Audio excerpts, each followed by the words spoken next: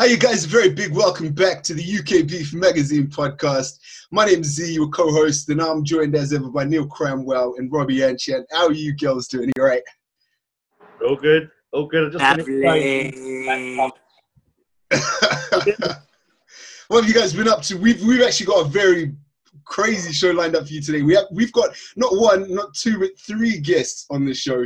Robbie, do you want to introduce them, or do you want to take it away? Yeah, sure. There's on the left is Curly, and in the middle is Mo, and who's the other one? I can't remember. Curly, Burley, and Mo in it, or something like that. I can't remember. Or was it Laura Nardin, Charlie Chaplin? I'm not sure who's who though. Yes, so we have three wonderful guests. We have the sexy Simon fan. Say hello, Simon. Hello. Who has a very pretty girlfriend who happens to look a lot like me. I don't know why. And we have Dean, who can't seem to stop himself. Hello, Dean.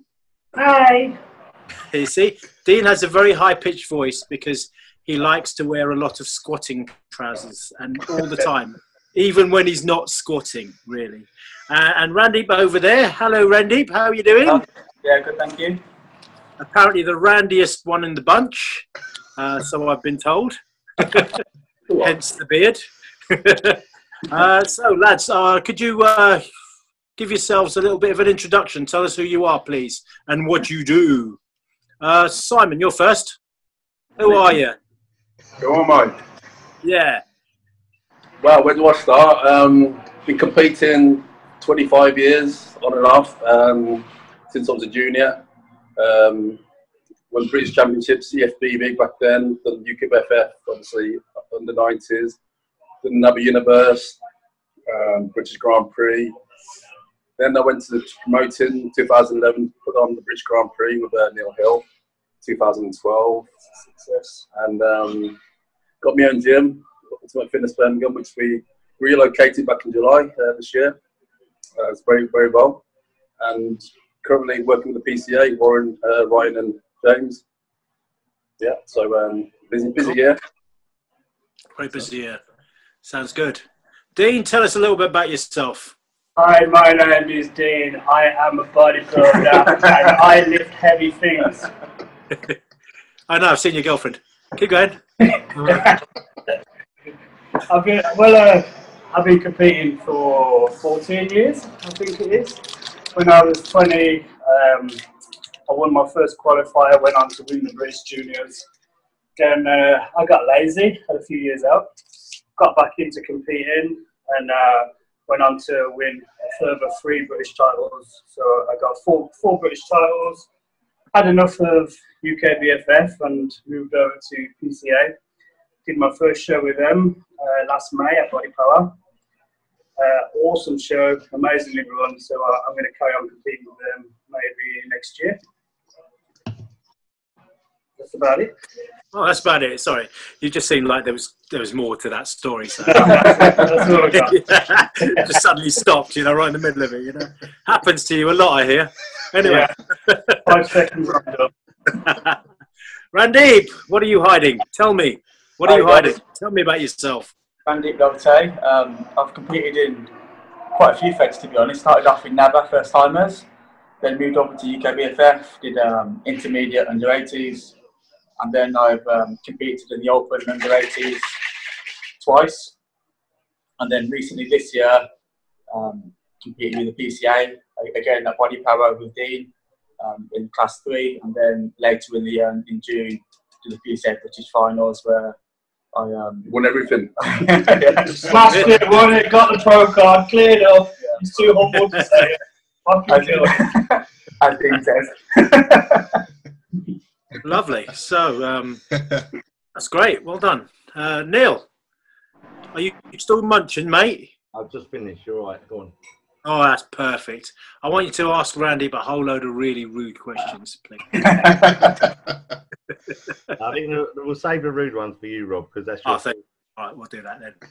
But I suppose what a lot of people would want to know, firstly, is probably I'll throw this out to all of you, but Simon might know a bit more about it. But all that's come up about the IFBB separating from the UK BFF and now they've got a pro elite card as well as a pro card, and does that now open the door to every federation being able to become or stand on the same stage as kind of the greats in bodybuilding?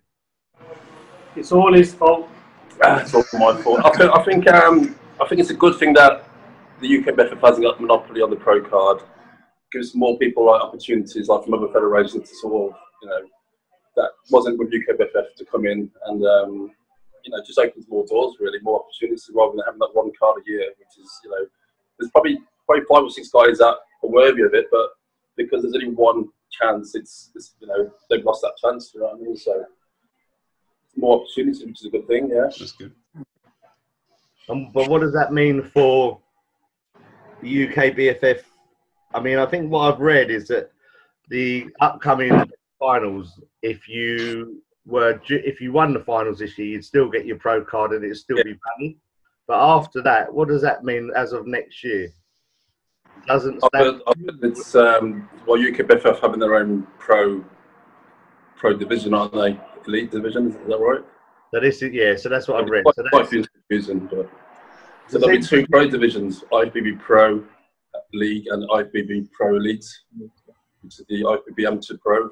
So it's still up in the air, isn't it? So confusing. Interesting, but what it must mean then is the monopoly that the UKBF have had forever has now kind of subsided. Is that right? That's what I'm getting from it. Yeah, definitely. Well, that's good news. I'm sure there'll be some unhappy campers in that side of the federation, but you know, that's what we call karma, I suppose. Yep. And then we'll go to Randeep, because I've seen you compete, Randeep, for a few years, and I think, is it right, Dean does your prep? Is that right? Does Dean help with your prep? No. Dean. So me and Dean, we've been training together for the past few years. It's actually Simon that helps prep and keep an eye on me. It's my fault. And, yeah. So Simon preps me and Dean. I just abuse him in the gym. That's good training, by the way. Nothing else. And the training. He's such a liar. Show us your fingers. I don't believe you. All I'm going to say is on legs day, he spends 1 hour with me and he can't walk for the week. Makes sense. Told you, you got a big forearm. Didn't believe me. So what did you do different then this year, Randeep or Simon? Like what changed? Because I've always seen you come in shape, but this time you sort of got you. I mean, you really nailed your condition, but you held on to much more mass than usual. Yeah. To be honest, we started our prep January, end of January, wasn't it? And we knew what shows we were going to do, and I mean, I obviously I'm training with Ran as well. So every sort of 2 weeks we were taking photos, like progress photos, and you know, it was coming down nicely. And I think this year, I think you got in shape quite quick, didn't you? Yeah. It's just something that clicked, and it was ready probably 6 weeks out. So it was just a matter of sort of maintaining the muscle without obviously sacrificing size and getting a bit leaner. But for body power, we sort of experimented. Got second to Chris Jones, and I think we undercarbed him. Kept a bit flat. His tan wasn't that great, so for the finals, we sort of tweaked a few things, and it came in. Well, we know the results, and it was only probably a couple of kilo heavier than the last competed 2 years ago. What, 81 kilo? 81, 82, 81, yeah. So before when the UKBF heavy was right on the limit, 79.9. So it only came in about 3 pounds heavier, but it was a small little changes, but everything. But the condition was far better, and his presentation, the tan, I think it's a combination of everything. Give it to the overall package. So, yeah. And how do you guys train? What's the philosophy that you guys adapt when you're training? Is it 5 days a week, every duty, or do you do volume, or what goes on in Ultimate Fitness? Anything goes. Anything. We generally train 5 days a week. Have 2 days off, and you can split them in between.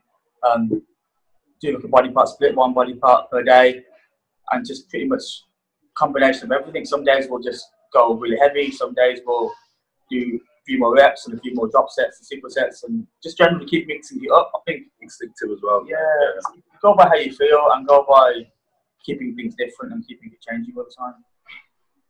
Personally, I just go with how many injuries I've got at the time. If I'm feeling good, I'll go really heavy. If I'm not feeling so good and I've got tight areas or little injuries, then I'll do more supersets, drop sets. But the good thing is, I mean, we don't just train together. There's a load of us here that compete, and there's so much knowledge in the gym. I mean, Simon's been competing at least 100 years now. So there's not many pros that he hasn't met over all the many years that he's been around. Nearly as old as you, Robbie. Yeah. there's just so many inspirational guys here that train really hard. You can just take a little bit from everybody. We all train with each other, chipping. And I just like to hit it from every angle. I swear by really heavy compound movements. That's what gives you fit mass and size. But I also combine that with a lot of reps as well. I don't see the point of doing a lightweight and doing 100 reps. So I'll go as heavy as I can until I hit failure, drop it, hit failure, drop it, hit failure. I'll probably do 100 reps. At times we do some crazy shit, but it's probably not the best way to train all the time, but I like the challenge. We do some stupid shit, don't we? Like, we did like deadlifts, 5 plates aside, drop to 4, drop to 3, drop to 2, drop to 1, continuous. And you end up doing 100 reps. And Rand's more crazy than me. He's got this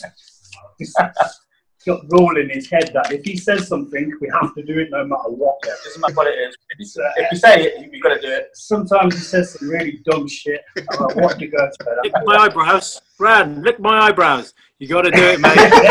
No, you want to. It's like, sometimes you like once we did like a 5-minute squat challenge. The end of the session, you can't stand up. We just put 1 plate on the bar, and you have to rack it. The rules are you're not allowed to rack it to 5 minutes up. You have to squat continuous. And there's no limit to how many reps you do, but you've got to get as many as you can. We hit about 100 reps in 5 minutes. It's shit. You get to 2 minutes and your back's giving up and you're blowing out your ass and you're like, how long You can't do it back. He's like, yeah, it's only 2 minutes time.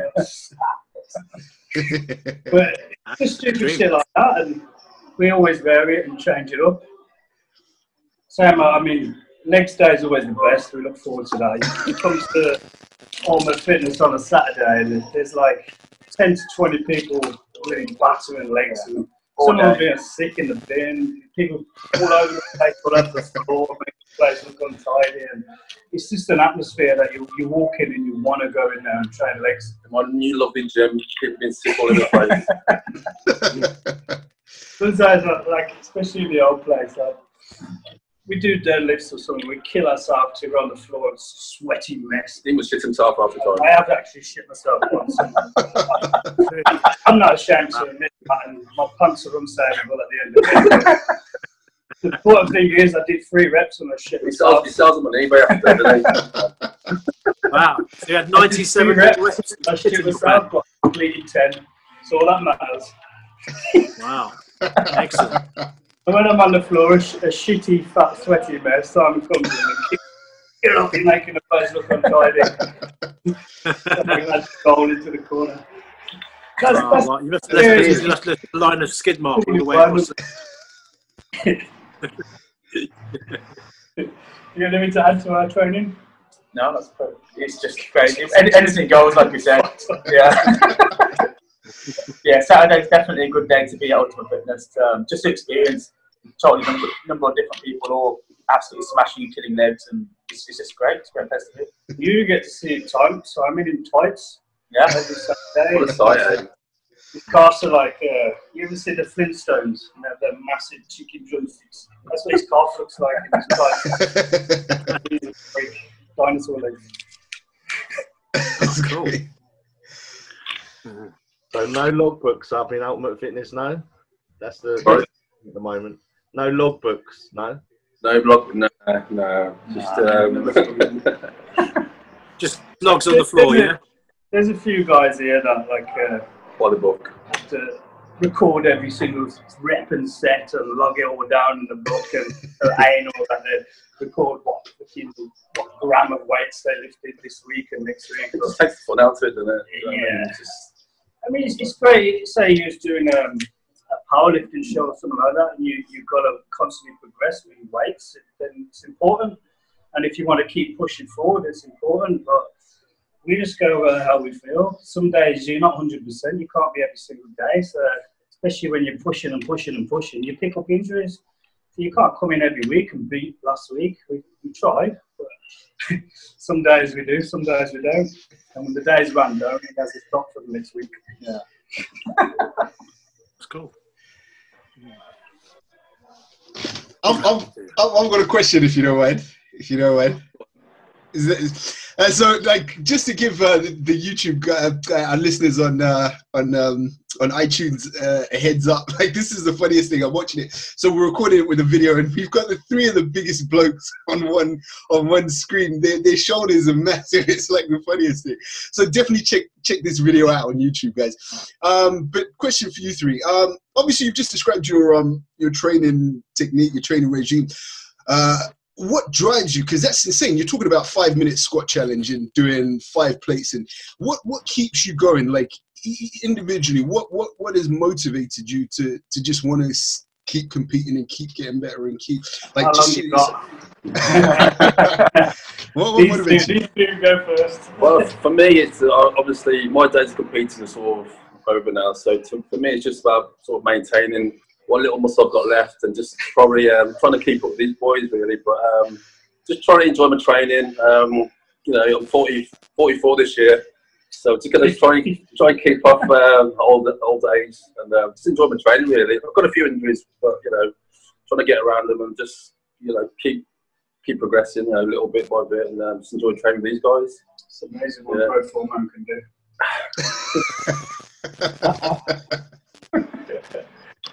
Right. What drives me? Just keep progressing really. In all parts of life, I always want to try and progress and do better, whether it's at work or training or anything like that. So I think that certainly keeps me going. Even competing, having a show big day to mind, that helps again keep progressing and working towards something. And then not only that, but training with Simon and Dean. I mean, I'm constantly trying to keep up with Dean, and Dean's constantly trying to do more than me, so we're constantly pushing each other but progressing at the same time. Yeah, because he's got this messed up rule that when he says something, he's got to do it. But also, if I do something, no matter what it is, he has to do it. Yeah. No matter what it is. To do it, well, he's got like 10 years under his belt more than me. He's like 20 years older than me, whatever it is. But yeah, I think we all kind of keep pushing each other to progress, to be honest, and that's what makes this match a great place to train. Yeah, because there's not a lot of everyone supports each other at our gym. I mean, we've got a lot of we've got probably 30 competitors that compete from this gym. So and everyone supports each other. It's not one of them gyms where people like stare each other out. No, not at all. Everyone's really that's good. Yeah. Try to keep it as a one big happy family. You always get the one dick every now and then. That's not me. Try to keep it nice atmosphere. That's a great answer. Cheers, guys. So that's brilliant. Really cool. I'm saying that must be really cool. Just the three of you training hard together and stuff, and then the rest of your members are just like what, bikini girls? Is that right? that's but they lift more than you as well, and probably you more gear. Yeah, makes sense really. So, Randeep, I just want to know. Tell us about some of your prep. I'm dying to know some of your prep. What you can do, what you can't do, and stuff. And are you allowed to get what I tell him to do? Pretty much, just do whatever Simon says to do. Oh, Simon Says game. Oh. Oh wow! To be honest, I mean, Rand's like a robot. Yeah, I mean, whatever I write down, he'll just do it. I mean, if I tell him to eat shit, he'll fucking eat shit. So he'll just do. He won't question me, and and we engage it week by week. And if he's coming down, then we stick to it. If he's not, then we change things. Keep it really simple. But the thing is, I kept my eye on him every week. We're taking photos. I mean, I've got more photos of Randeep in my phone. My girlfriend. So. Yeah, the funniest part about that is Randeep's naked. But we were able to compare every week. The same sort of in the same light, how much is coming down. So you know, and it works. So, and I think it's important to, if you're going to get prepped by someone, to have total faith and trust in them. If they're telling you to change your carbs, do this, do more carbs, whatever they're suggesting to you to do, you've got to have 100% faith in that person and just do it. Because if you listen to 10 different people, you're never going to get anywhere, are you? So there's certainly an element of having that trust and that working relationship with someone. And then after that, it's just sticking to it and not complaining and getting on with it. Also, it's important to be there when you do your posing. Because anyone who preps online, you'll send your best photos to your prep coach, won't you? You're not going to send your worst photos. So when you see it face to face live, you've got to know week by week how much they're sort of progressing or not progressing. So that's important. Yeah. You know, he was on hand to see. You poke and prod in you and see what fat's there, and someone likes to poke him a lot. Yeah, so what you poke him with then? I don't really get that part. Chopsticks. Chopsticks, yes. Thought so. Makes sense. Yeah, what about, lads, I just wanted to find out, each of you individually, what's your favourite cheat meals? cheat meal? He doesn't know what that is. Cheat meal? What's on there? He's obviously he don't have a cheat meal. We're all mates. Probably steak and rice. I'm joking. My cheat meal would be steak and rice, and I'll have an ice cream after. Ran, I'll have a big tub of ice cream. Ran and have one scoop and put it back. You do 2 hours cardio after. I always say the key to Ran's success is his mentalness. Yeah, he's so mentally strong. Like you see the condition that he got in when he got the pro card at the PCA. But I had to pull up with him every day. It's not fun. He comes in like a zombie, dragging his feet, but religiously for 20 weeks or whatever it was. He's up at 5 in the morning. He's on the treadmill for like nearly an hour. He goes to work all day, straight to the gym. I beast him till he can't stand up. Straight on the treadmill, another like 30 to an hour. Straight home, cook, prep his food, bed. He's done that 20 weeks religiously. All on 5 grams of carbs a day.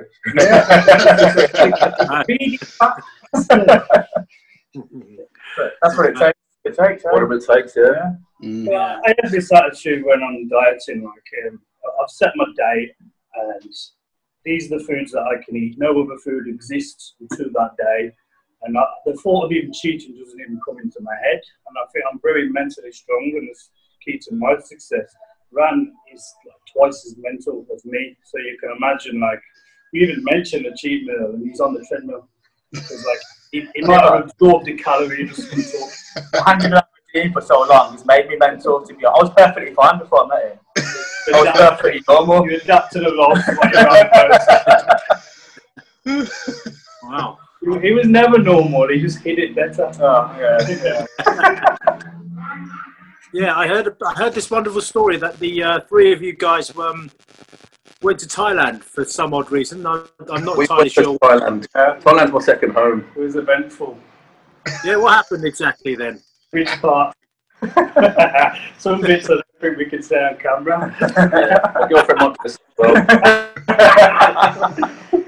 Oh, go on. You can tell us a little story. Okay, it's a little story. Rand lost his... There we go. Rand lost his ass virginity to a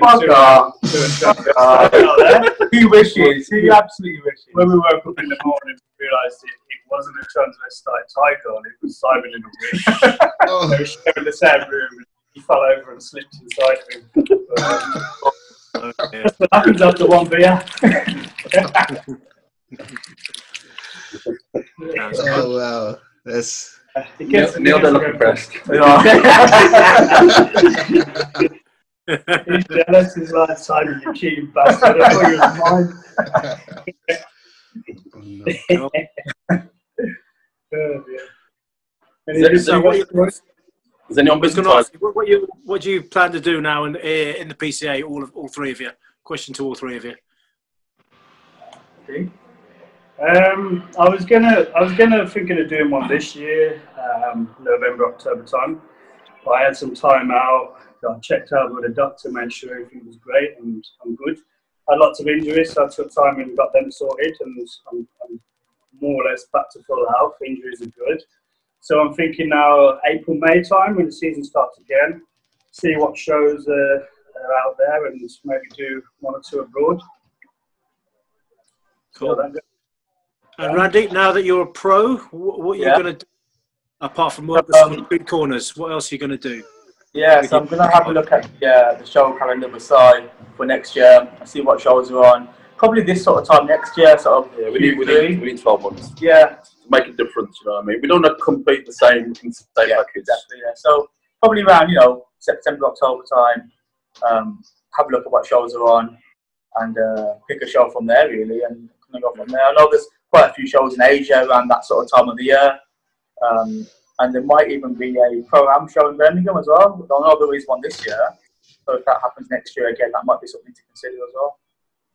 Cool. So, cool. Yeah, but this sort of time next year, really. Simon? I'm not come out of retirement. I'm not for the 50th time.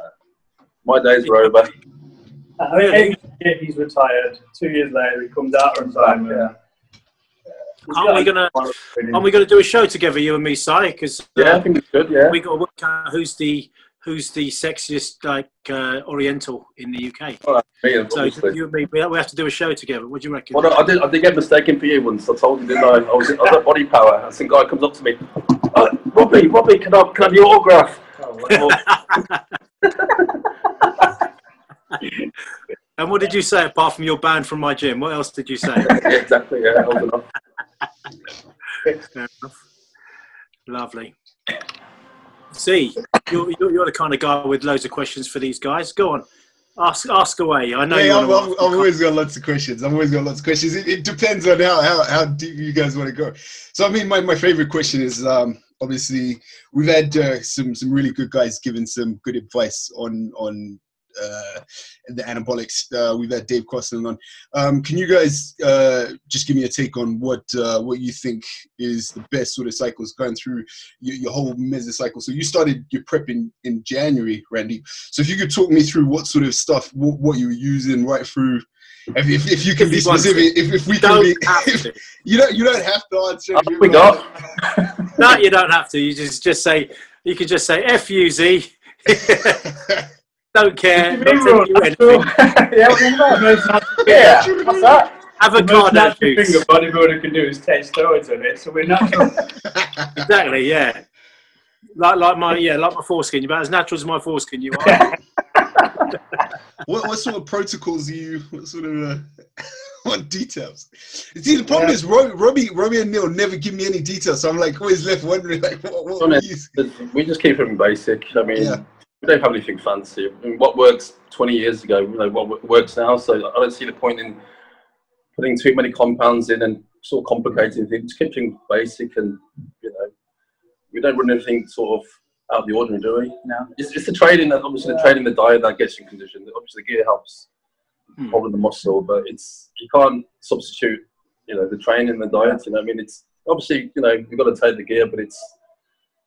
People put too much emphasis on that, and we've got to sort of, what's going to make the physique is hard work and the dedication to it, to the diet, to the cardio, to the training. So I could give the same gear to someone else, and they wouldn't look nowhere near as good as brands. So if they're not mentally and genetically sort of put out for it, then you give me the fake stuff because I look shit.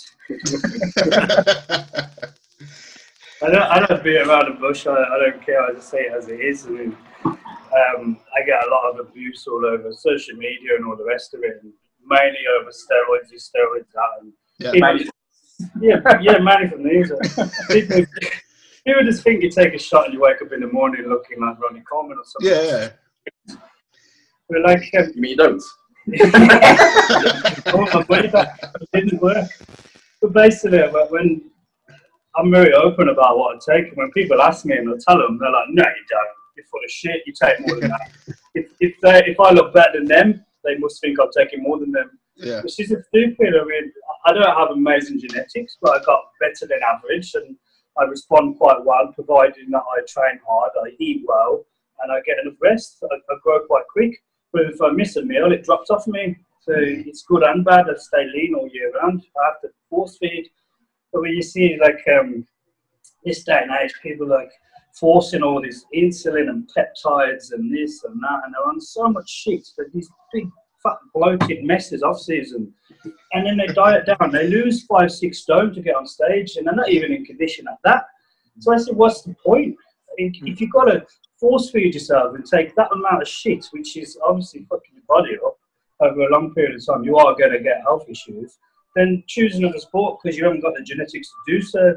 I mean, we had some seminars with some top pros, and a lot of them, I mean, I'm sure some of them really massively used it, but a lot of the ones that I've spoken to don't take that much, and they're just very genetically gifted. They don't need it. Obviously, you have to take some. People really don't know what they're taking and what it does. All basically it's doing is allowing your body to absorb more protein than normal, so therefore you repair and grow faster. That's why people use it in every sport, even with the football or tennis or whatever, just so people take it and they repair quicker so they can train more often. And that's the only reason people use it, really, isn't it? It's not no miracle thing, but diet and hard training is. So going on from that, like I've seen like guys from the Middle East, looking at guys like Big Ramy and the Camel Crew. The guys are going over there and they're sort of they're almost, in my opinion, they're almost manufacturing bodybuilders, if you know what I mean. What do you think of that? What is that something that could be? I just think that's purely down to they're not doing anything magic there. There's no magic. No stress there, is there? It's just eating, training, sleeping. Yeah. It's basically like a camp. You go there. There's no women. There's no distractions. You can't have your girlfriend. You don't go off the premises. They tell you when to eat. They tell you when to sleep. They've got the best trainers. They've got doctors there keeping an eye on you. You basically got the best of everything in a stress-free environment. So if you look like a baby and all you do is eat, sleep, train, you're going to grow like fuck, aren't you? You got the best of everything now, and everybody telling you what to do and pushing you. So obviously they're growing and growing and growing. It's the environment, isn't it? Yeah. In the perfect environment. I mean, that'd be awesome. You're getting ready for a show for a couple of months, but I won't want to stay there. It's like a prison camp. You see people in the real world with their stresses and bills and wives and this and that. There's so much shit going on. You can't always have the perfect lifestyle for bodybuilding. You can't always get 8 to 10 hours sleep. And you got to work, and you know what I mean. Sometimes you can't be in that environment to get the maximum gains you can. So I don't believe that they're doing anything magic over there. It's just they're doing everything right. Yeah, but they're willing to like take the time out there, away from families, friends, away from their country, just to be in that prep. Massive sacrifice. Yeah. But it's what it takes. Would any of you guys consider it then? Would any of you guys consider it? Going over there, I'd like to go just to check the gym out. Yeah, I was in Dubai last week. There's some nice gyms over there, so it's nice to sort of check what's out there. Do you know what I mean? I mean, definitely, if I was getting ready for a big show, it would be perfect, wouldn't it? Say 1 or 2 months. If you're trying to take bodybuilding to that extreme and be the best you can possibly be, then that's what you've got to do, isn't it? Well, yeah. If bodybuilding's not my lifetime career, then no, not really. I wouldn't want to stay there. I think I'll agree with you. I'd like to give it a go and stay there for a bit, but not full time, not permanently, because there's no blonde white women there, so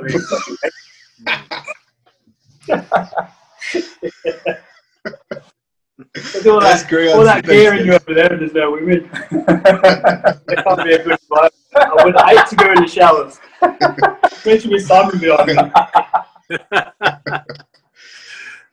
Sounds like a lot of fun. My ass when I'm squatting. That's great answer. Cheers, chaps. That's great answer.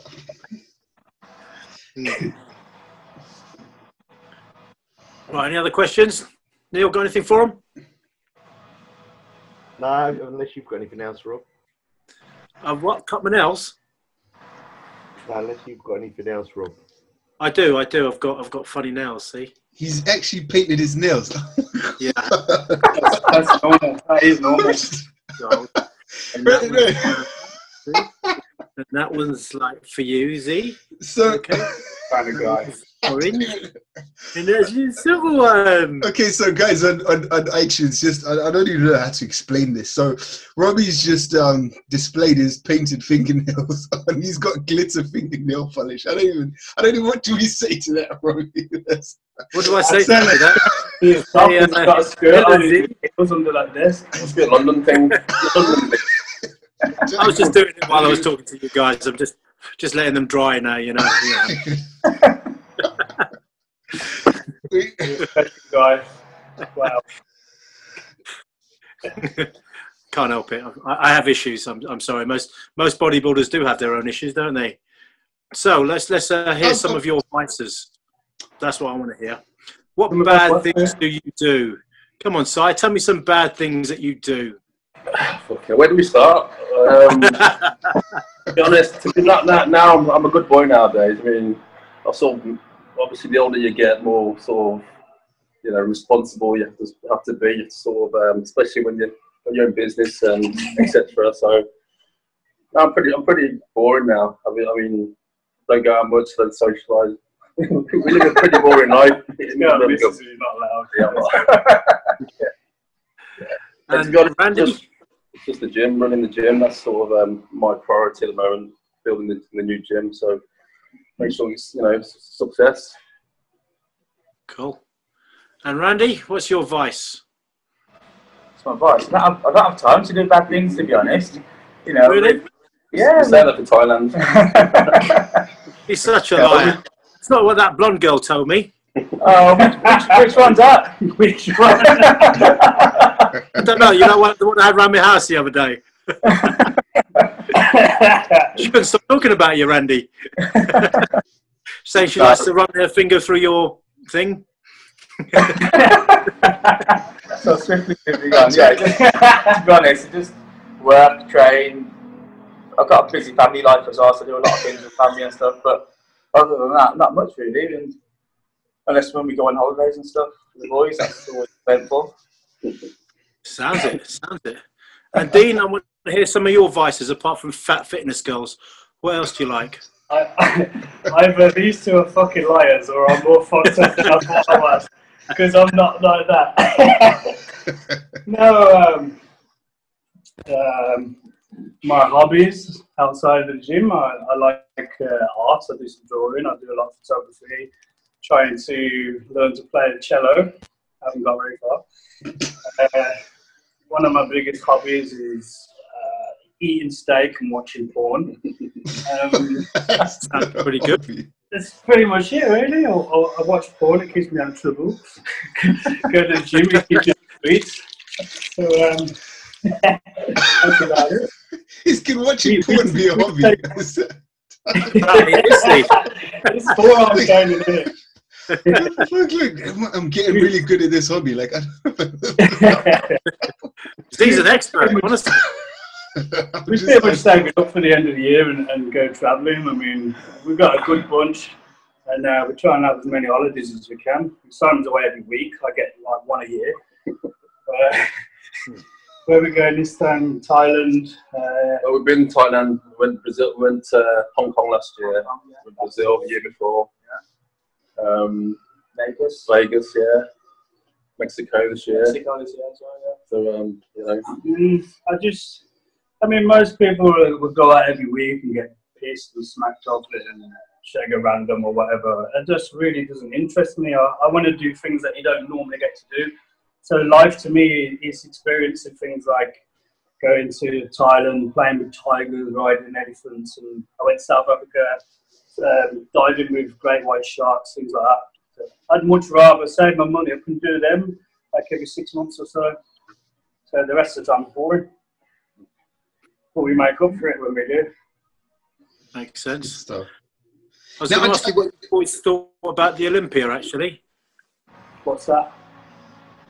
What you boys thought about the Olympia, the results, etc., and so on. And do you think it was fair? Do you not think it was fair?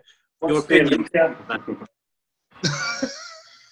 I think it was a fair. I think the top 5, top 6 are pretty fair, to be honest. I mean, a lot of people have been criticising Phil about his gut and stuff, but like you said, when you put on that much muscle, you're not going to have super flat stomach. You know, a lot of the poses they caught him sort of off in mid pose, so it's unfair.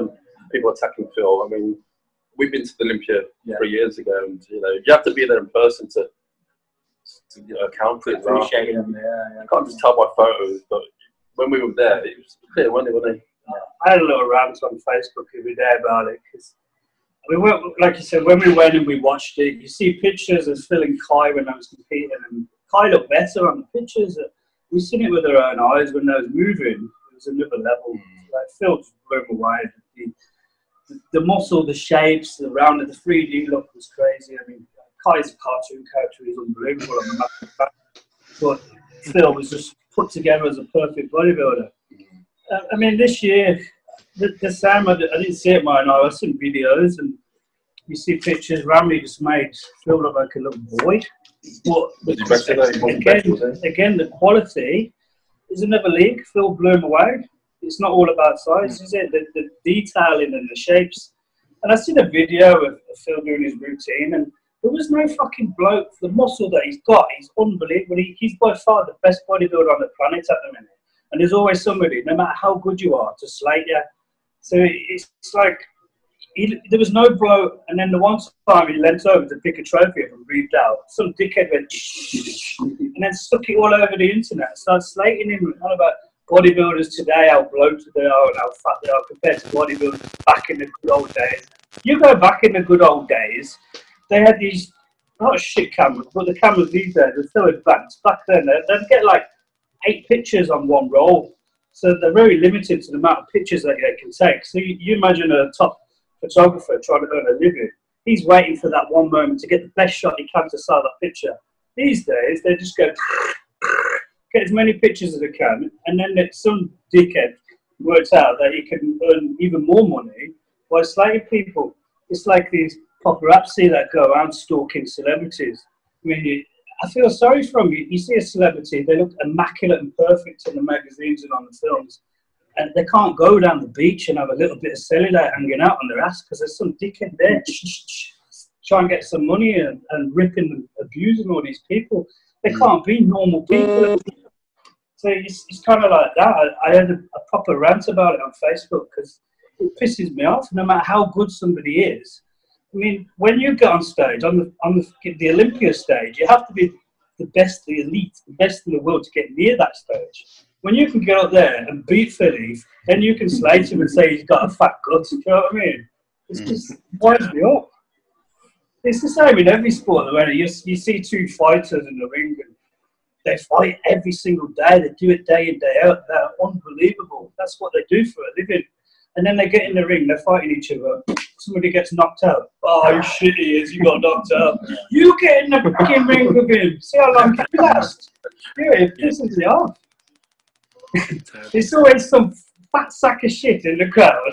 You get me where it's up now. The fat sack of shit has never found in his life. Who's there ripping the shit out of these professionals that do it day in, day out. They dedicate their lives to this sport for the fans, and there's some dickhead there slating them. That's my opinion. I'm sure of that.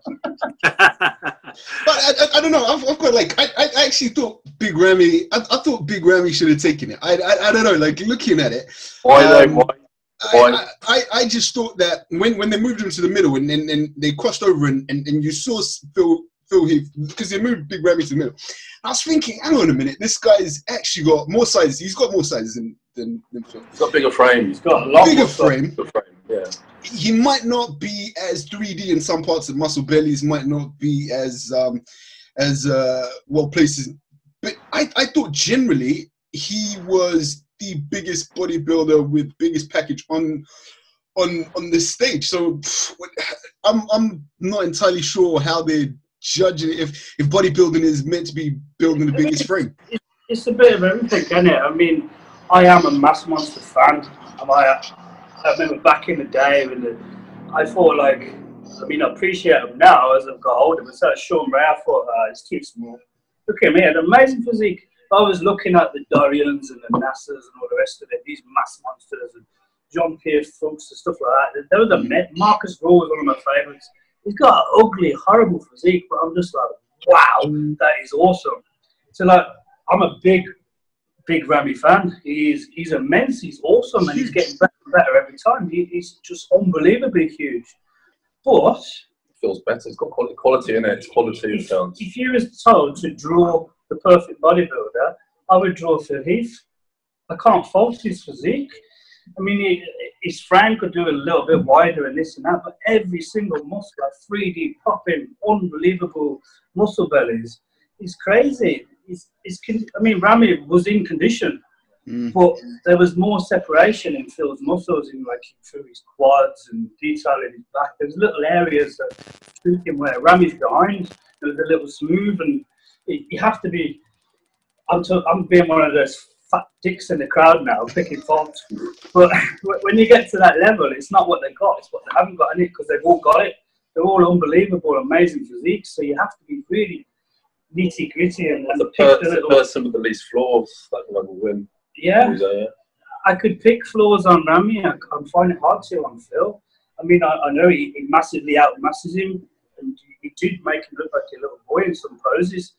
But when you're looking at it as a bodybuilding point of view, and you're going on muscle belly shape, symmetry, condition, and size on the frame, Ramy only takes one of them. He's got more size than Phil.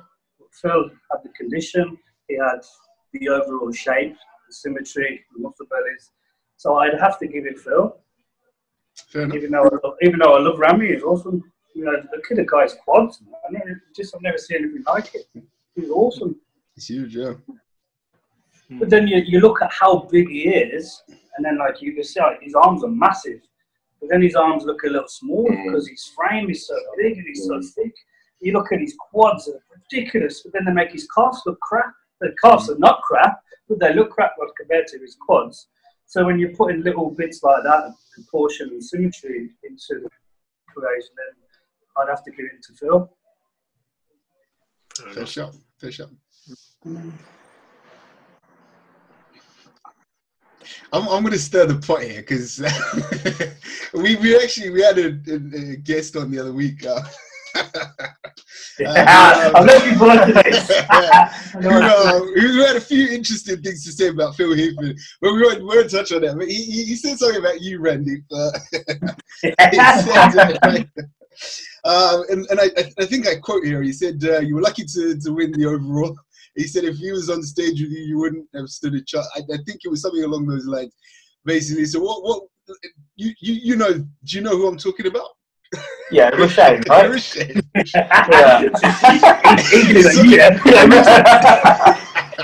So what's your official response, mate? What's your feedback? I mean, I've only ever met Roshane once. I know what I got on with him really well. He's a nice guy. I've got nothing bad to say about him as a person at all, right? But there was a few things that he said on that last podcast that I didn't quite agree with. Yeah. First of all, he was like, one pose doesn't win a show. You've got a good back double bicep, but that's it. I'll beat everything else. Now, I don't know where he was sitting, but I won my class and I won the overall. So for that to happen, I must have more than one good pose, surely. Fair enough. Right? First of all. That's good. We're good. And secondly, if he competed, and you never know, he might have won his class, he might have beat Shane. And if he was in the overall, you never know, he might have even beat me. Who knows? Some butts in it. Exactly, yeah. The point is, he wasn't on stage that day. And at the end of the day, I think, not only to Roshane, but to a lot of people out there, I think if somebody's bust their balls to compete on stage, you don't know what sacrifices they've made. They've given up a lot to be on stage that day. And if they win something or third place, you should give them that recognition and give them that credit due where it's deserved. Because it's all fair and well, someone sitting on the side saying, oh, I'd smash him, I'd beat him. But unless you're doing it, unless you're up on stage with that person, you shouldn't really put someone down like that, should you? You should appreciate each other as your competitors. Fair enough. Fair enough. That's a good answer. That's a good answer. That's a gentleman's answer. That's a really big take. All I'm going to say is he watched that podcast last week and he come to the gym. What? I just watched that podcast. He said he's going to fucking smash me. He's a big guy, you know.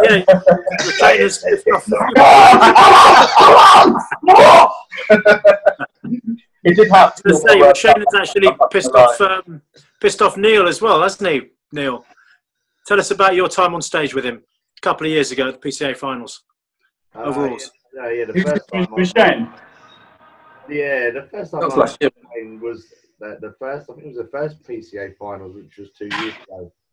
And I think we both won our class and was in the overall. And it come like and the overall, as you know, you come out and then they just call a pose down pretty much straight away.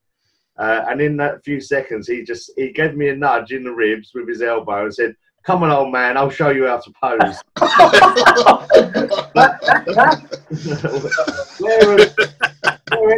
where I actually thought he was joking, so I was okay with that. You know, I thought he was just taking a piss, like you would, like I would to any of you guys.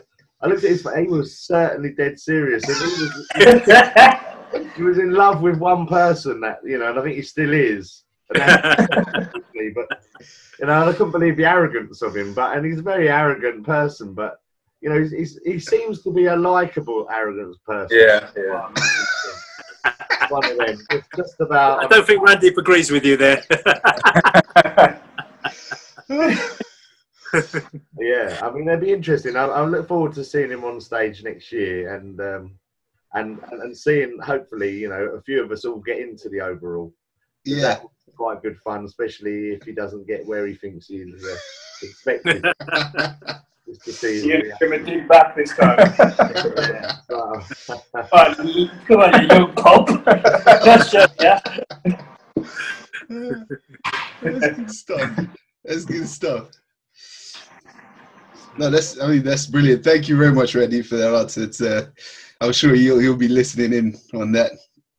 What he needs to do now, he needs to do a qualify for the British, enter the British, win his class, then win the overall, and then he can have a chance against me on the pro stage. But until then, he needs to quieten down a bit.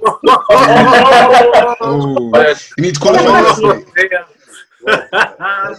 I like that answer. So he needs to qualify first. I think you really opened a can of worms here. I've never seen Rat too. It's normally Mr. Humble, Mr. Quiet, and full of shit. He's not that person until we know what he's like. Cool. Excellent. I'm having a lot of fun. But actually, sorry, if I could ask you a question, like the PCA seems to be developing this. Neale said it a couple of times before. A sort of family feel to it. Is that how you'd say it? Like obviously we're having a bit of banter and Russian and Randy, but there's that. It's more of a family feel to the PCA. How are you guys doing that? What are you guys doing differently from the other federations that the PCA seems to be nailing in a minute? I think first and foremost, we treat athletes with the respect, and you know, we treat them as, because they're the stars of the show, rather than taking their money and treating them like sheep. You know, they're the stars of the show. So first and foremost, athletes get treated.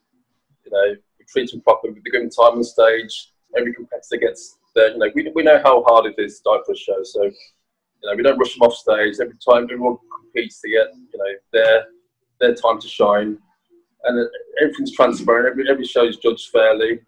There's no favoritism in every show. So I think it's just a fair show, which is, you know, what more do you want? You know? Everyone gets their time on stage, and it's yeah, like I said, it's fair. It's running really well. And I think having a lot of the judges come from a competitive background and have that knowledge and understanding, it certainly helps, and it shows, because it's growing from strength to strength. Most of them have been screwed over at some point by the UK BFF. They've learned a lot from their mistakes. And personally, my experience is competing with UK BFF for like 14 years. Many know any better at just competing, but you know what I mean? You take out a big chunk of your life getting ready for a show. It's a very selfish sport. So you put in everything. It cost me $2-3 grand prepping for a show, and you bust your balls. You get on stage, you get in the best conditioning of your life, and you just like walk on, walk off. You're lucky you get a trophy. I mean, I win the British 4 times, and why have I got a show for it apart from some trophies? Do you know what I mean? I've never done the sport to earn money, but it'd be nice to get something back when you're putting so much in and spending so much money. When I did my first show for PCA, I mean, I didn't look my best. I fucked it all up, mentioning no names, so I don't want to blame anybody, but Robbie, you know. But anyway, I didn't look my best, but that show I enjoyed more than any show I've ever competed in, because it was the first time in my life I felt like an athlete. They gave me a whole tracksuit representing the UK. We paraded us around the whole body power. We had this big, massive, like ceremonial thing, like all around flags and everything. We had press conference the day before, questions and answers. Like, it was like being at the Olympia. Yeah, it was awesome. And like I said, I didn't look my best, but I actually had fun for it. I don't enjoy competing. I love training. I love pushing myself to the limits. I love being able to do anything that most people can't. And that's why I compete. But actually getting on stage and shaving yourself and tanning up in your little gay pants, I hate all that. But for the first time, I enjoyed it. It was Randeep loves it. Don't you, Randeep? Sorry? You love it. You love doing all that stuff, don't I you? don't know about that. Normally, I only do that when you're on the webcam paying me. So, Simon, do you do the back bit and Randy does the front? I'll do between. Oh, fair enough.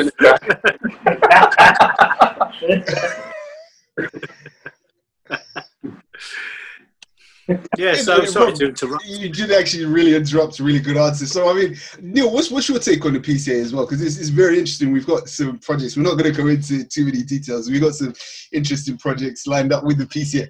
What's your take on the PCA? Because it strikes me as a very different organization, very different bodybuilding federation. What's your take? Well, I think it took the best of what was available in the UK and put it onto one federation. That's my personal opinion. Like, you know, I'm not brown-nosing any of the judges or Simon himself, but the guys that left the, you know, UK BFF at the time were all the judges that I felt were fair, because I competed in UK BFF for years, over like 20 years.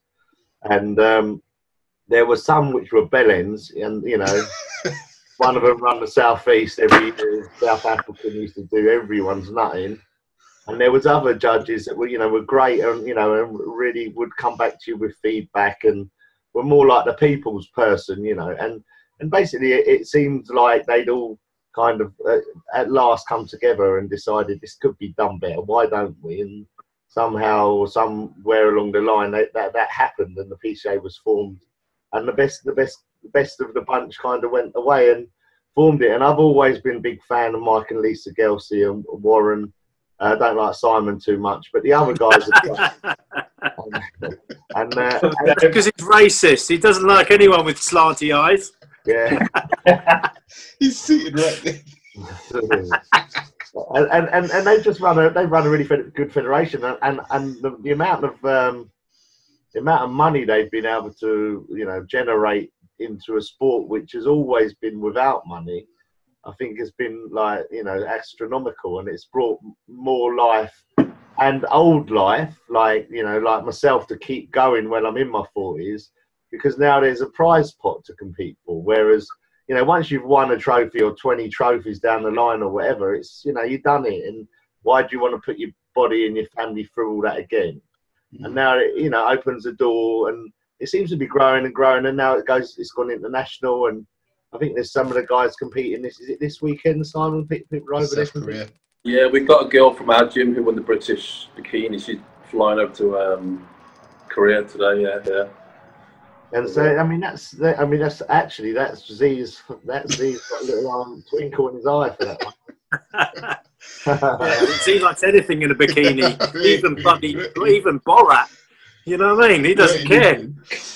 Some of those bikini girls are just insane. I think that, you know, I've competed with all the federations. I think the PCA are professionally run, and they've run it well now for athletes, and it's growing, and it's got somewhere where you're not standing on the stage after busting your balls and, like Dean says, 2 or 3 grand out of pocket, and you're in some working man's club in the back of Bolton.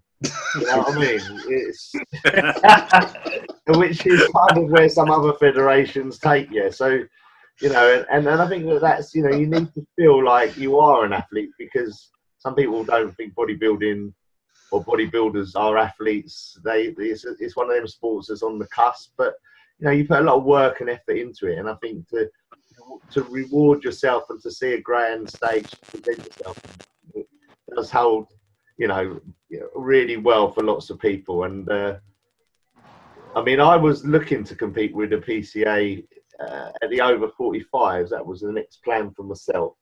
But now you've recently changed the rulings to the years changed back to 40. Is that right, Simon? Yeah. I don't think there was enough over 45, so just to open it up here. How old are you, Neale? How old are you? 41. 41. You hesitated there. 41. Might be slightly older, but 41 sounds alright. Yeah, so I mean, I'm sort of in that bracket now, but I think I think that it's brought a lot of life back into the sport, and it's took some of the best bodybuilders out of the other federations that you never think you would actually leave. I didn't. I mean, I never thought, Dean, I never thought you'd leave the UKBF. You got bullied into it. I can see that. He still is like tied up there, still waiting to get back. But I mean, you tried so long. I mean, for you, Dean, you must have been. If I was you, I would have been left with that last little bitter pill to swallow that you got there 4 times before you won the overall. How does that? I think I got screwed over a few times, but like in their rules, it's basically if you win the British 3 times, you can apply for a pro card. So after 3 times I applied for Simon. Simon actually asked the guy that owns the federation, he's like, "Who's Dean Lesiak? Never heard of him."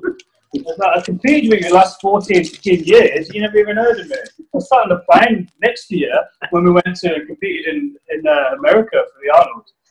So then I come back, I won it the 4th time and applied again, and they're like, "No, some more bullshit excuses." And basically, because I'm friends with him, it's a long not just me. It's a long story, but basically, Lee Priest came over. I have no shame, I don't care. Aaron Lambo set up. I think it was a really cool thing. He got a few of the pros came over, and he took them all around the UK to different gyms doing seminars. And somebody like Lee Priest, when I was a kid, he was one of my childhood heroes. I looked up to him. He was awesome. Yeah. And as you know, Lee Priest fell out with IFBB, God knows how many times. He was a lifetime bad member, so they hate him with a passion. So when he came over, one of the people from UKBFF, they've got some kind of hatred towards him. They want to fuck everything up that he has to do with bodybuilding. So they caught wind what he's doing, and he's earning some money going around the gyms, and basically he rung up every gym and said, "You can't have Lee Priest there, else you can't have anything to do with UKBFF." So Simon had arranged to have Lee at the gym, and he got a phone call on the day Lee was coming. I got a text message half an hour before Lee was about to arrive. Bear in mind, we started advertising back in August 2014, and this seminar was October the 28th. So we had 3 months to sort of advertise the seminar. So UKBFF had 3 months to sort of tell me that I could choose whether to have him or not in my gym, otherwise face consequences. But Simon was working with the UKBFF. Yeah, obviously I put on the body power 2 years prior, and obviously I put on 2 Grand IFBB shows. So I was in with the UKBFF for a good amount of years. So I was close to Bill, and you know what I mean, put a lot of money into the sport and lost it. So so basically, he sold all these tickets. People were waiting at the gym to see Lee. He gets a phone call saying, "We heard a rumour you've got Lee Priest coming." He's like, "Yeah," and he says, "Well, you can't have him there." It's like, "This is my gym, my business. You can't tell me who I can and can't have here." So basically, they said, "Well, if you have him at the gym, then you're banned and you can't have anything to do with UKBFF." So thankfully, Simon stuck to his guns. He was like, "Well, fuck yeah, because you can't tell me what to do in my own business." And this is where it all started off. So he fell out with Simon. Lambo's got a big mouth anyway, and he can't shut up. So he was slating everybody all over Facebook, and he was a no-go. And they hate Lee.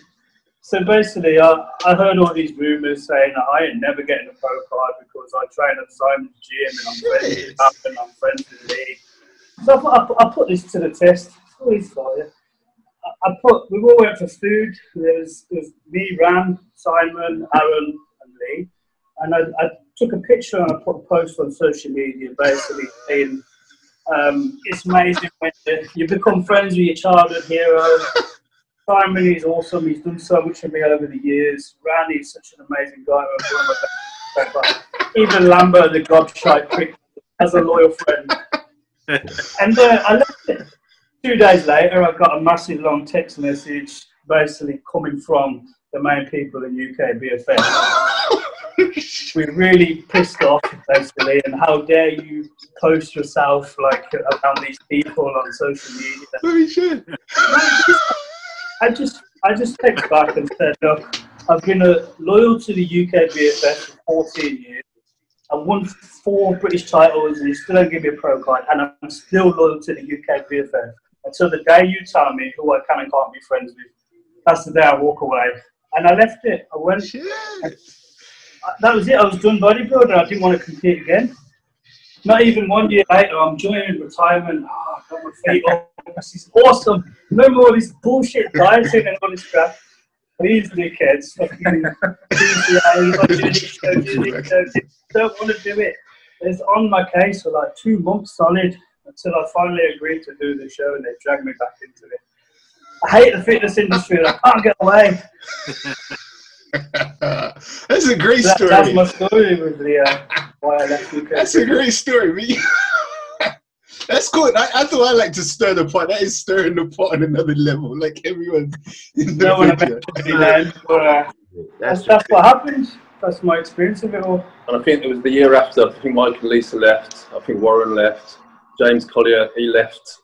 And it was just like a domino effect. Then obviously the PCA was formed July 2015, and we got together. And we just sort of got our heads together, and we started building this federation, and then just grew and grew, like faster than we was anticipating. So basically, because of him, Robbie Lambo and D Priest, that this whole thing spiraled. The PCA became, and now, I mean, it may have even stemmed back from then. That what's going on with the IFBB and the amateurs now all over the world. So it's only a good thing because it gives everybody opportunities again in bodybuilding, because bodybuilding was dying, especially in UK BFF, and this fitness and bikini boys and girls taking over. They're training for fucking 6 months and getting on stage and wanting thousands of pounds and all this sponsorship and bullshit. And I've got 100 million thousand people on my Instagram, so I deserve it. These guys bust their balls off for 10, 20 years, killing themselves. You go body power and there's some little sticking sector who's got a bigger queue than you who's been training. Do you know what I mean? It's disgusting. So this is putting back to the bodybuilders and giving back to some of the athletes, treating them like proper athletes. And now what's going on with the IFBB and all the rest of it, and we're getting, 4 shows next year where you got an opportunity to win an IFBB pro card in the UK, where currently there's only one person that can get it, and that's down to one person if he decides to give it him or not. Did someone get a pro card the other week for being loyal? Yeah. I heard, so did you give someone a pro card? Oh, you've competed with us for 5 years, your loyalty. Even though he didn't make top 6 of the British for men, did it? Yeah, he smashed him. Yeah, so where's the what was that person's name? We don't. I don't know. What's his name? I actually just. What was that arse licker's name? Come on, what was the bum licker's name? I want to know now. Most of it on social media. His name was. Did they? I thought so. It's a good name, that is. I recognise the name anyway. I don't know what goes on there, mate. But I hear some horror stories, and I don't know what's true, what's not, because I wasn't there and I didn't hear it with my own ears. But I can really tell the experiences that I had myself. Yeah, I mean that's just one of many experiences that Dean, which you do hear and come across. I mean, I had a similar experience where I'd done the British finals, and it was a year that before Nathan was a year. Nathan Jasher won the British finals. And, bastard. Yeah, look at him now. You wouldn't even imagine that we could all stand on the same stage as him a few years ago. He's like ballooned into like a phenomenal shape, and he looks amazing this year at the Olympia. I got a wicked picture on backstage with him, and James Wenham was taking the picture, and I caught the camera out the side of my eye. I tensed my abs, and I looked the best one there. I only put that picture. They're all relaxed, the belly's out. I don't think it's judged in the changing room, though, is it? Yeah, well, anyway, after the finals, I decided I was unhappy with the. I felt it very stale, the environment, the UK BFF competitions, or like if you compete with other federations, everyone's quite friendly. There's camaraderie. There's a bit of like family loyalty amongst them. And then I felt where I joined back with the UK BFF because my partner competed with in bikini, and the way I know the UK BFF are, if you're one of you's in, you've both got to be in. Otherwise, they would probably look at her, possibly look at her differently in terms of places, because I would be judging for, say, I'd compete for, say, NABA or one of the other federations while she was UK BFF. So we both competed for UK BFF for years. And after the British finals, I was like, do you know what? I haven't enjoyed bodybuilding now for 3 years, 4 years, whatever it was. The run was where Georgia was aiming to try and win the British titles.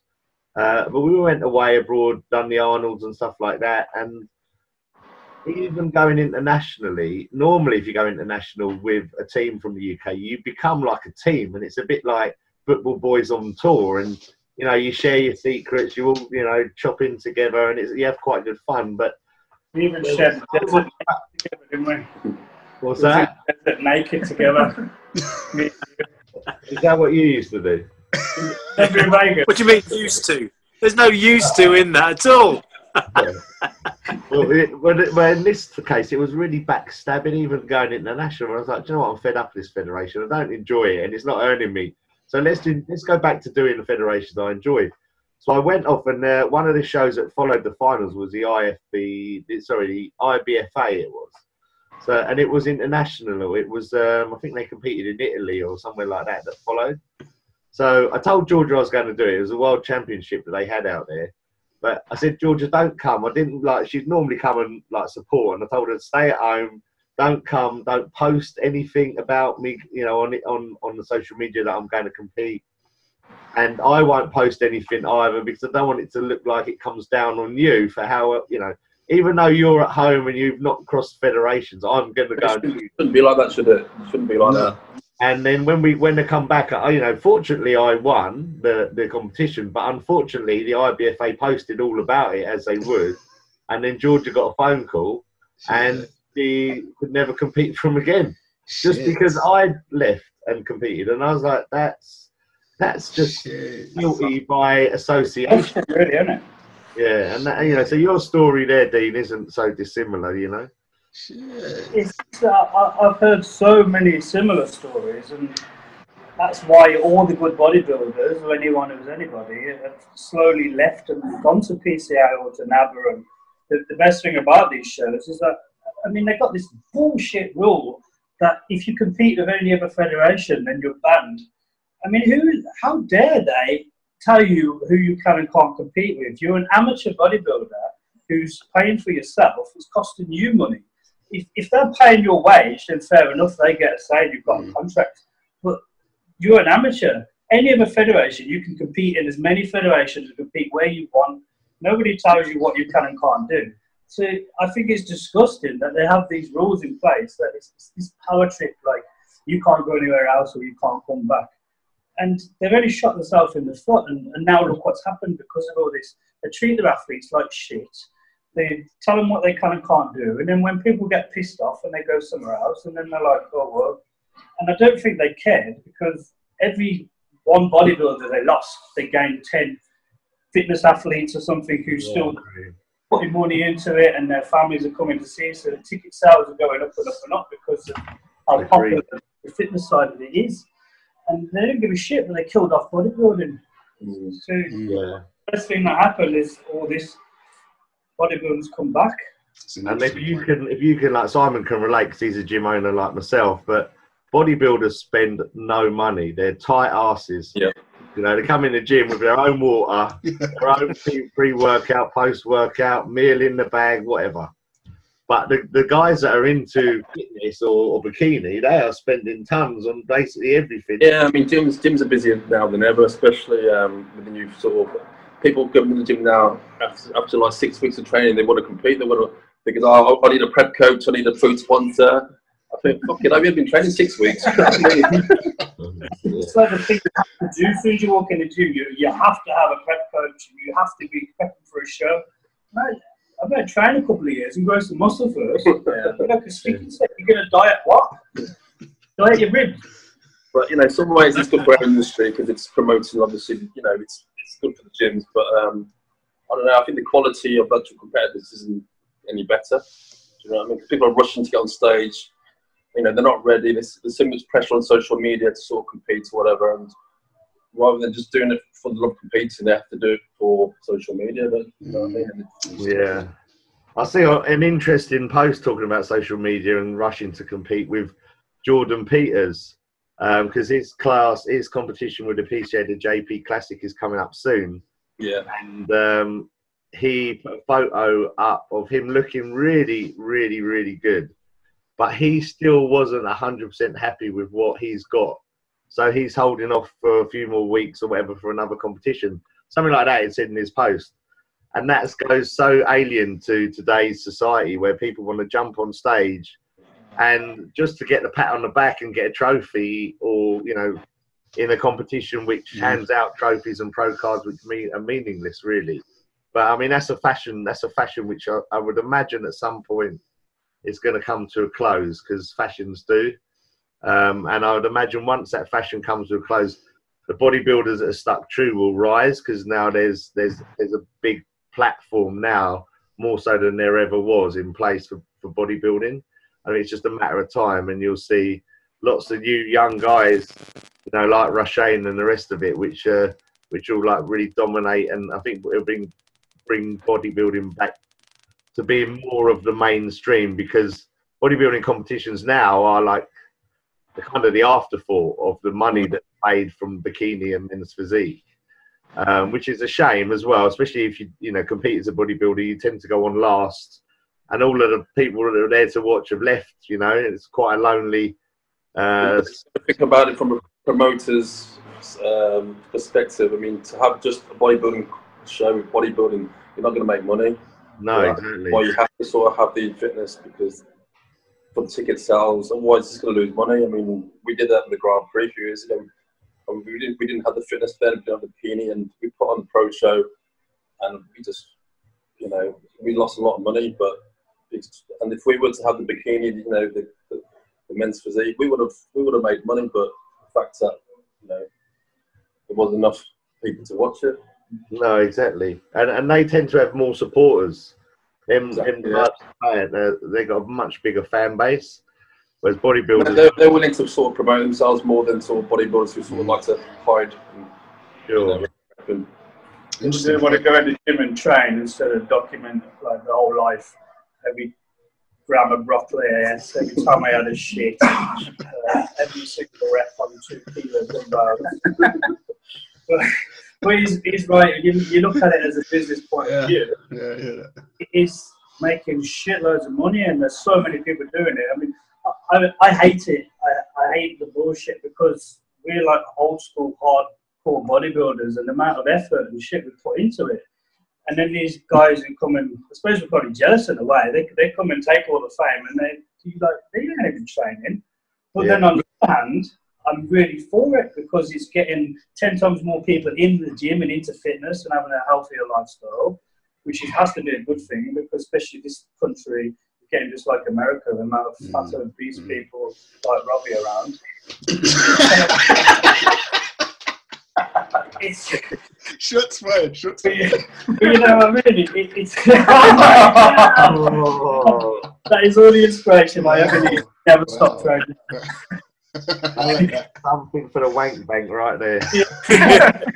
so I think to solve the problem, it will be more cost, but like they've done in some shows, is have it over 2 days. Say have a Saturday for all the fitness and all the bikini, and then have the Sunday as pure bodybuilding, because you've got 2 completely different crowds, and when you mix them, everyone gets pissed off.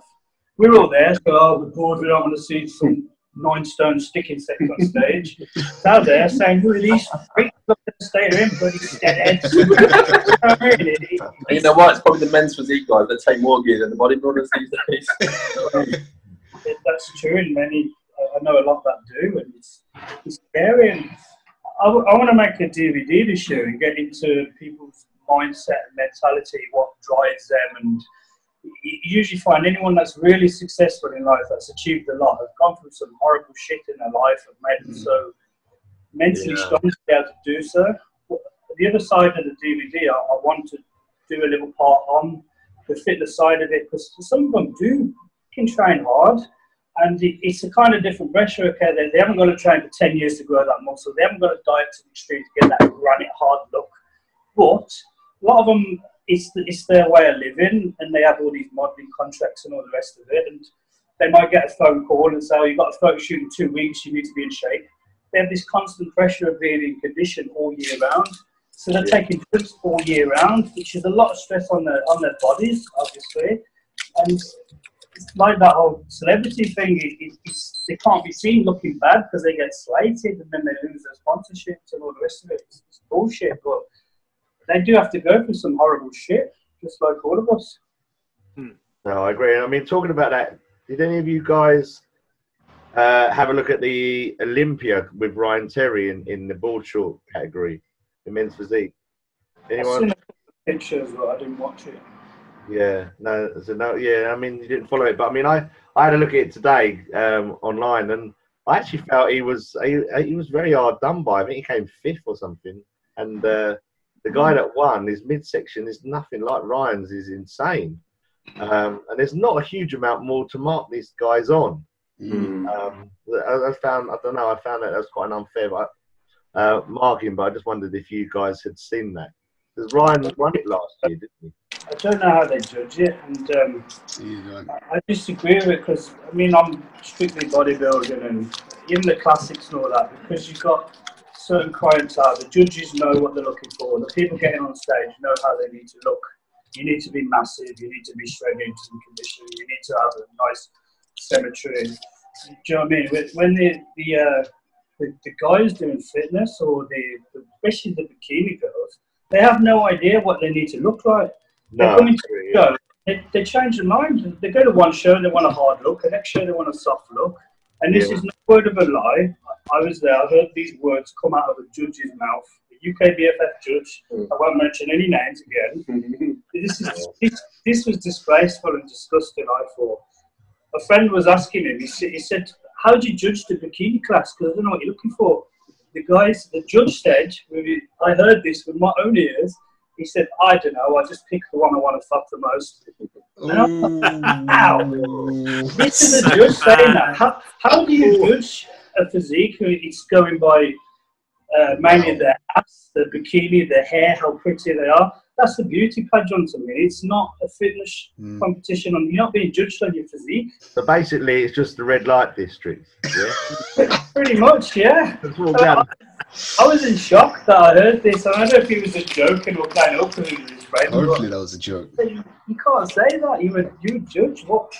I don't understand how they judge the show. Yeah. Why do you ask Simon? Simon, you're a judge. Is that how you go by it as well? Because it would give you a stiffy. Is that right, Si? How do you judge it, Si? How do you judge bikini girls? The bikini, to be honest, I don't look forward to judging bikini because you're gay, like me. You look the same. They all well. They all look the same. Yeah, so obviously from a bodybuilding background, it's pretty much straightforward bodybuilding. You know what you're looking for. Bikini. Yeah. Obviously, the PCA look is different to the UK BFF look. You can only judge what's in front of you, do you know what I mean? And the best package on the day. Even though you've got criteria to sort of adhere to, whatever judge physiques are in front of you, that's what that's what you can judge. So it's a hard one. You know what I mean? I don't enjoy doing it, to be honest. But I find it quite tough myself. You're right. It's hard to tell, actually. Often enough, it is hard to tell like who's better, who's worse. And but there are some seriously hot bikini girls, like seriously hot, like insanely hot. They are like in really good shape. I wish all girls. Let me warn you, Zeke's still a virgin. Okay. And all he does is look at bikini girls. No, this is that's all he does. This is not true. That's like I think it's true. Ask his mum. Honestly, ask his mum. Talking about. I think they do deserve like because you see like there's average girls and for them to get in the shape that they are, I mean, near like insanely low body fat and insanely tiny waist, and it's hard. They have to eat literally nothing for however long. So I think they do deserve some respect because they are pretty hot. They are pretty tasty on the stage, and that's just my take, really. Yeah.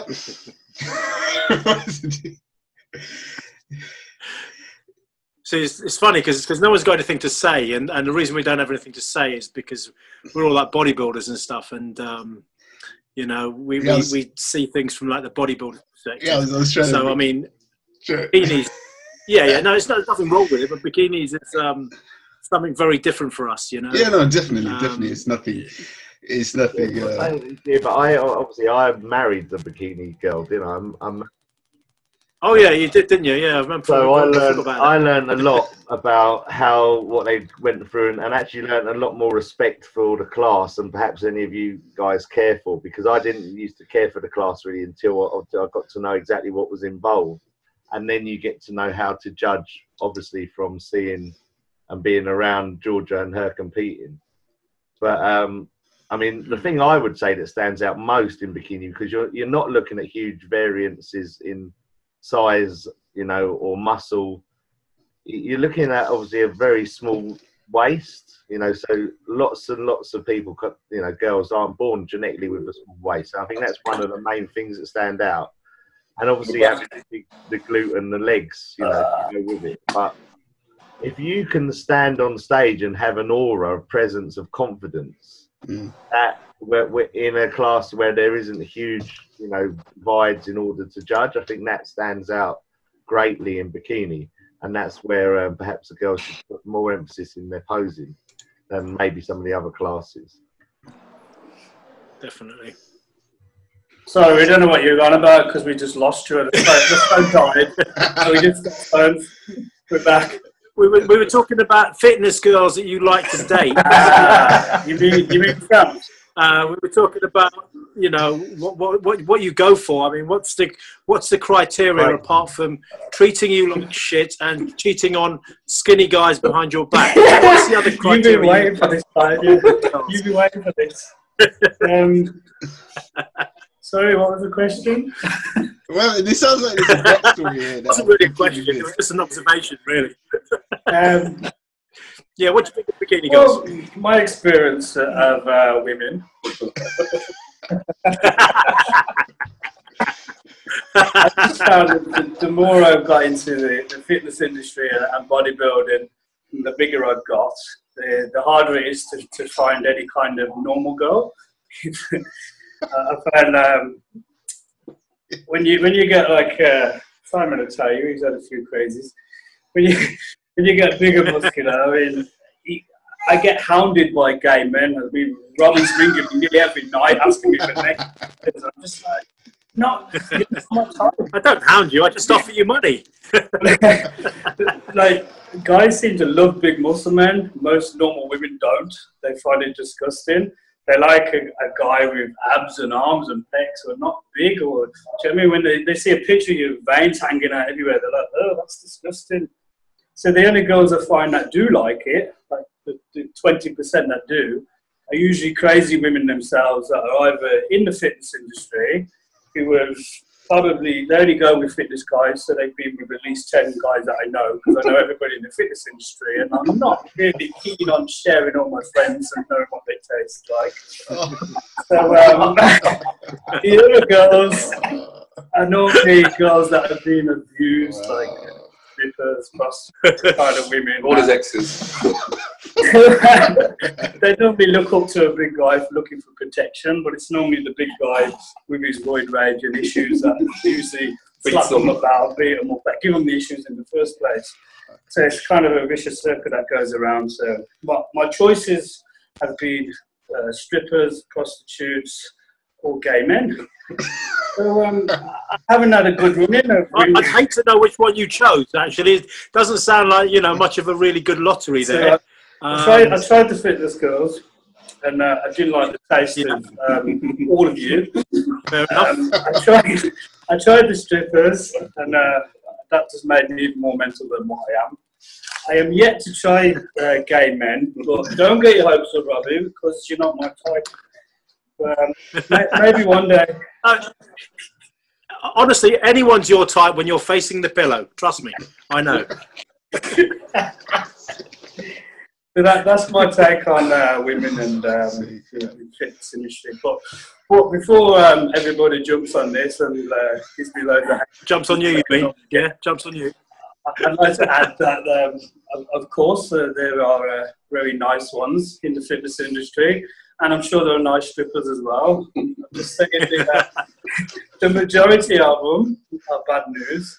So it's kind of like you've got more chance of winning the lottery than finding a good one. So I choose to stay away. Smart. But adding to that, I do know a few guys in the fitness industry, Neale, perfect example, that have amazing, awesome relationships and really happy. I probably know about 10 out of 10,000, but it does exist. It is out there. Even Simon, after 60, 70 years of looking, has seemed to have found himself a nice one. Yeah, but she's not involved in the industry. Oh, she's not involved in the industry. Which No, industry is involved in? The first one, the second one, or the third one? She's involved in your industry, Robbie. She's going to take me out. Oh, that's lovely. What, the ladyboy industry? I think you met her on something else. Yeah. As soon as you walked down, she went,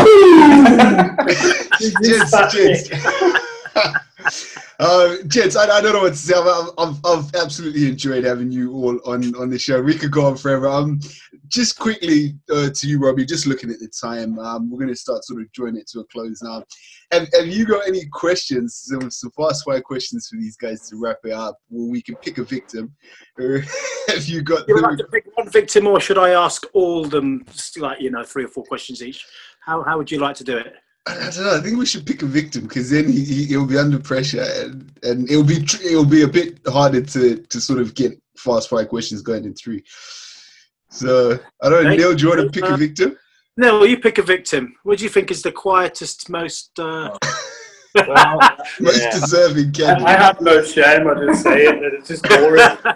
He's too squirm. Especially. Dean has been very vocal, and he shared his love life, which was very catastrophic. He was catastrophic, wasn't he? I only saw the minor parts, like when I shit myself and stuff like that. I don't think you're going to get any more dates coming in the inbox with the kind of stories. No, probably not. I think really we should have Randeep. He was a British champion. Yeah, definitely. I agree with that. Yeah, well, first of all, we want to know. So yeah, we'll ask someone, see if we can get his skin to blush a slight pale of red. Yes.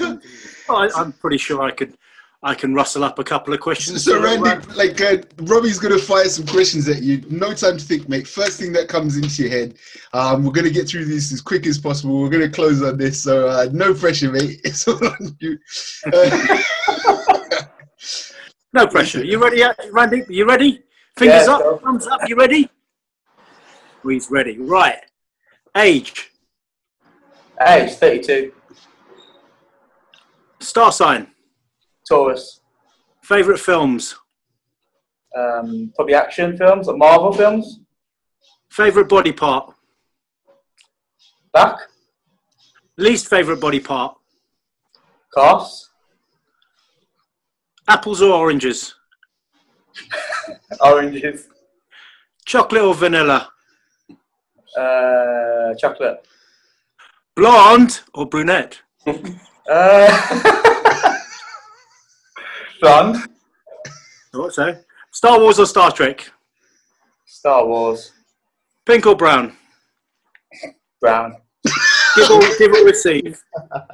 Say again? Give or receive?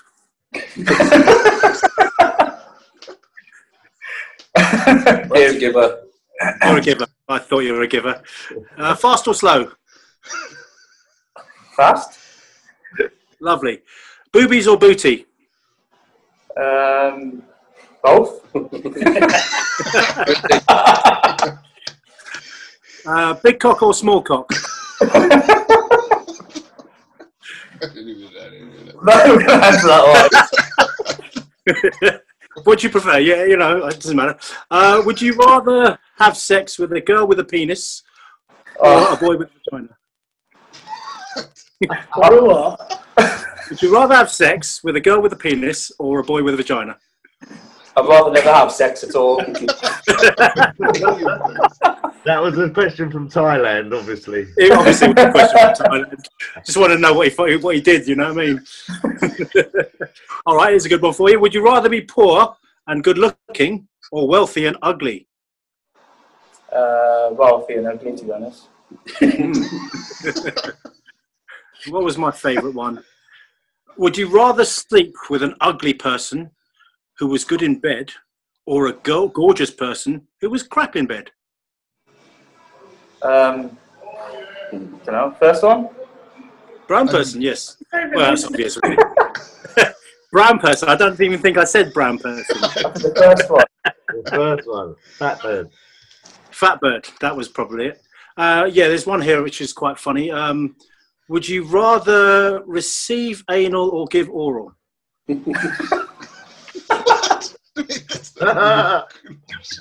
think that's the end of the interview, isn't it? I know. I think you're supposed to answer the question. I think that's the point of the interview. No option there. Okay, last question. I love this question. One of my favourite questions. Last question. Would you prefer to that you catch your parents masturbating or they catch you masturbating? Catch me, because yeah, that makes perfect sense. My guess has happened a few times in your life already. I bet you Simon's probably caught you in the changing rooms doing that as well, hasn't he? Part of his prep. I thought so. Randeep, do this 10 times a day. It'll get you drier. Oh, mate. Well done. That was good. Wow. They say you get used to it knowing Robbie, but I'm still not used to it. It's just every time. I saw you yesterday. You should have heard the shit he was coming out with. His poor girlfriend. It's just horrific, some of the things he was saying. Should we repeat them, Robbie? If you like, you're more than welcome to. Go on and repeat them for me, because I can't remember. I've said so many bad things about her. I said, you poor wife, I feel so sorry for her. I'm going to come down and take her away and save her. What was your reply? Something about she's already been saved from the Wading Project or something like that. You can't say that about your wife. Wow. You can't say that. I'm beating myself for 10 minutes. You can't say that. Hell, man. No, gentlemen, absolute pleasure having you on the podcast. Really great to hear your views on everything. Guys, please tune in to YouTube to actually watch it. It's the funniest thing. Three of them, they got the biggest shoulders. These free bodybuilders. It's brilliant stuff. And they've been really good sports. So definitely check it out on iTunes. Definitely check it out on YouTube as well. Guys, what can I say? Thank you, Neale, Robbie. It's never such a pleasure. Nice one. See you guys. Pleasure. Thanks. Well done. Take a care. We'll call it a wrap there. I don't know why you're so scared.